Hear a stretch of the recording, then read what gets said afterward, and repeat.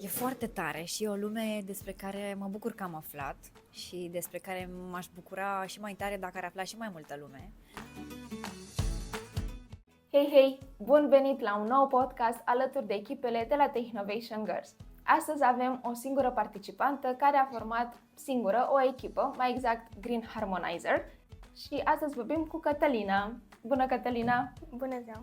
Cum de-ai ajuns tu să participi la Technovation Girls?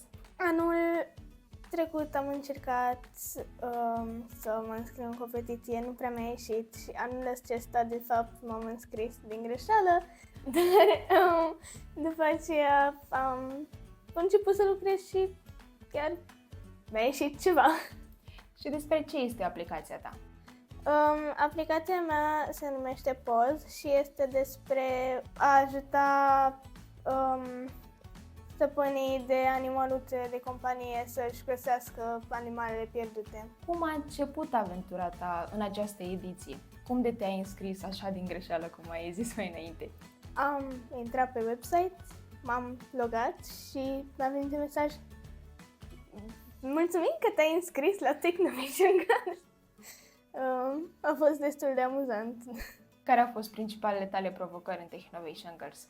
O provocare a fost să învăț cum se folosește limbajul de programare în care am făcut aplicația. Nu folosisem MIT App Inventor până atunci și am învățat acum, pe parcurs. Ce lecții importante ai învățat în Technovation Girls? Am învățat destul de multe lucruri. Un lucru foarte important a fost, chiar dacă e greu, trebuie să continui, pentru că altfel nu o să ajung nicăieri. Și ce parte ți-a plăcut cel mai mult? Partea de codare, poate? Sau partea în care te-ai pregătit mai mult pentru Regional Pitch Event? Ce ți-a plăcut ție cel mai mult? Mi-a plăcut să fac designul aplicației, mi-a plăcut să fac prototipul pe hârtie și să fac și designul la slide-urile pentru prezentare. Am desenat niște căței acolo și a fost destul de distractiv. Cum crezi că te-a schimbat Technovation Girls? Simți că ai învățat lucruri care te pot ajuta în viitor?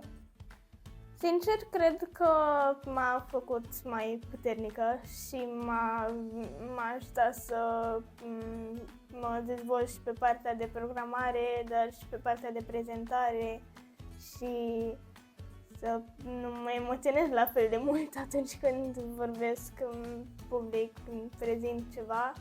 Și cred că mi-a dat și puterea asta mentală că pot să fac ceva, pot să ajung undeva, trebuie doar să am o idee și să încep. Te gândești la o viitoare carieră în IT după Technovation Girls?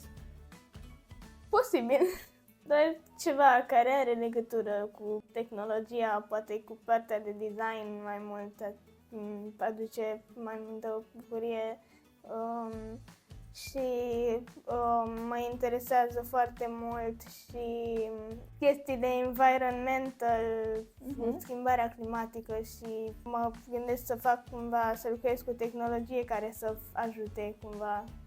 Nu sunt sigură exact cum, dar ceva de genul ăsta. Cu timpul sigur îți vei da seama exact ce o să faci. Cum de-ai ajuns tu să faci practic o echipă singură? Anul trecut am început cu o echipă și nu prea a ieșit. Nu mi-am găsit coechipierele potrivite. De fapt, am intrat pe website-ul Technovation și erau niște videoclipuri cu câștigătorii din anii trecuți. Și am văzut un pitch de la o fată care era tot așa singură în echipă și a făcut o aplicație care protejează lacurile pe baza sunetelor păsărilor sau ceva. Mi s-a părut foarte interesant și mi s-a părut super că a făcut asta singură. Nici nu știam că am voie să mă înscriu singură.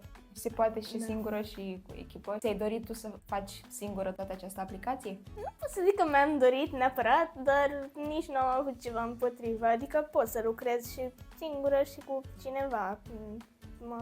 pot descurca în ambele situații. Fiind singură, de unde ți-a venit inspirația pentru aplicația asta?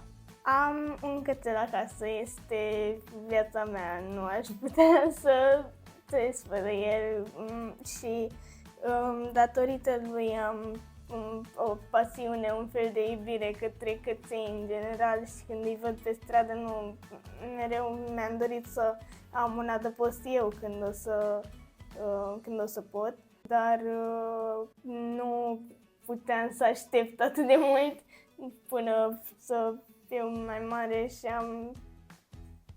cu Technovation am putut să ajut cu problema asta dinainte și pot să fac ceva care mă pasionează și care ajută câinii și celelalte animale, pentru că chiar îmi pasă foarte mult de ei. Și ai avut un mentor în Technovation Girls? Da. Cum a fost legătura dintre tine și mentorul tău? Mentorul meu a fost mama mea și m-a ajutat foarte mult pe partea asta că să continui. La programare și chestii m-am descurcat, doar că mă mai blocam câteodată, nu îmi venea să continui, nu știam dacă mai am timp până să prezint, dacă am timp să submitez proiectul și m-a ajutat foarte mult să merg mai departe. După toată experiența de la Technovation Girls, simți că aveți o legătură mai strânsă? Da. Care este cea mai valoroasă experiență pe care ai avut-o tu la Regional Pitch Event? Atunci când eram acolo în față, când am prezentat și nu am uitat din prezentare cum mă așteptam, a mers totul foarte bine și asta chiar mi-a dat curaj, o putere mentală. Chiar a fost super și m-am emoționat foarte tare când am aflat că am ajuns în semifinală. S-a văzut și ne bucurăm că te-am avut la Regional Pitch Event și ne bucurăm tare mult că ai ajuns în semifinale. Cum crezi că aplicația ta poate influența sau schimba comunitatea? Eu cred că odată ce va fi terminată și va ajunge în App Store, cred că va putea ajuta comunitatea să aibă mai puține animale ale străzii. Aș vrea să nu-i mai văd pe stradă, aș vrea să nu-i văd în pericol, aș vrea să nu îi văd sărind în fața mașinilor și cred că aș putea să ajut cu asta. Mă bucur că ai abordat o problemă care este des întâlnită în majoritatea orașelor, cred că chiar în toate orașele. Ce planuri de viitor ai pentru aplicația ta? E să o termin, să lansăm și apoi aș vrea să adaug o parte din aplicație care se focusează și pe câinii care nu au neapărat un stăpân, care pur și simplu sunt pe stradă, sunt și în pericol și sunt și acolo. Și aș vrea să fac parteneria cu adăposturi, poate să ajungă și internațional, nu știu, pentru că în Statele Unite, de exemplu, mai sunt aplicații de genul ăsta și prin Europa mai sunt câteva, dar eu vreau să duc asta la următorul nivel și în România nu sunt destul de performante. Ca plan de viitor, vrem de asemenea ca venituri ale proiectului, trebuie să mergem mai departe, să ne extindem mai mult. Vom ține aplicația gratuită și prin acele parteneriate, poate facem și niște sponsori să putem să avem un venit fără ca utilizatorii să fie nevoiți să plătească. Încă nu cred că ar trebui să plătești pentru a putea ajuta în comunitate. Se vede că ai făcut un research destul de amănunțit și chiar sper ca lumea să afle mai multe despre aplicația ta în viitor, mai ales când o să fie și lansată.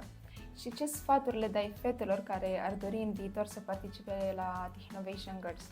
Vreau ca toate fetele care participă la Technovation Girls să știe că trebuie să continui, să nu se oprească din drum, pentru că dacă ai început să lucrezi, ai o idee acolo, sau chiar dacă nu ai o idee, trebuie doar să continui ca să ajungi undeva. Cum pot ascultătorii să afle mai multe informații despre aplicația ta și cum o pot sprijini în viitor? În viitor simplul fapt că ar folosi aplicația ar ajuta nu doar proiectul ăsta, dar și animalele În sine, da. Da, asta este scopul proiectului și pentru a afla mai multe informații despre aplicație. Poate în viitor o să deschizi o pagină de Instagram, de Facebook, Da. poate. În viitor, atunci când Cătălina va face o pagină de Instagram, trebuie să urmărim și să aflăm mai multe informații despre aplicația ei. Vă mulțumim frumos pentru că ați ascultat acest podcast și îți mulțumesc și ție, Cătălina, că ai participat astăzi și am povestit mai multe despre tine, despre proiectul tău și mult succes cu aplicația ta. Mulțumesc!